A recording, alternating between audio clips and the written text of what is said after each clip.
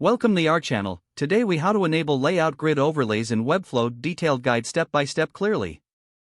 To enable layout grid overlays in Webflow, start by opening your Webflow project. Navigate to the designer view by selecting the designer tab. Locate the section in the canvas where you want to apply the grid overlay.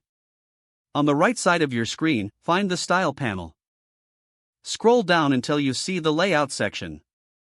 Look for the option labeled grid. Click on Grid to expand its settings. You will see an option for enabling the grid layout. Toggle the grid overlay option to on. Adjust the grid settings to suit your design needs.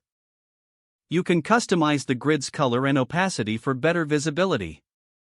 Make sure to choose a grid size that fits the elements you're designing. Once you've set the desired options, click anywhere on the canvas to see the grid in action. This grid overlay will help you align text, images, and other elements more effectively. If you want to disable the grid, simply toggle the same option back to off.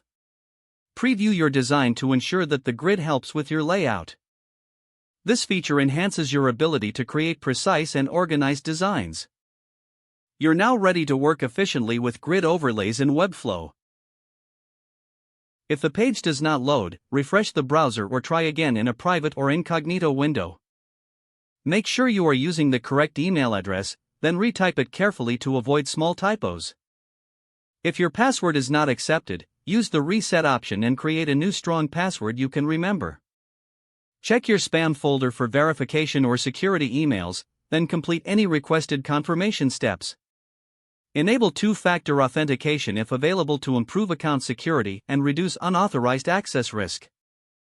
After signing in, review your profile details so your contact information and settings are accurate and current.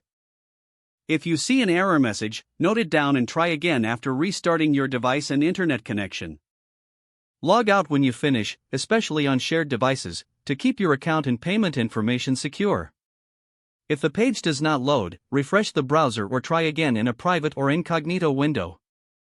Make sure you are using the correct email address, then retype it carefully to avoid small typos. If your password is not accepted, use the reset option and create a new strong password you can remember. Check your spam folder for verification or security emails, then complete any requested confirmation steps. Enable two-factor authentication if available to improve account security and reduce unauthorized access risk. Don't forget to like this video and subscribe to our channel for more step-by-step tech guides.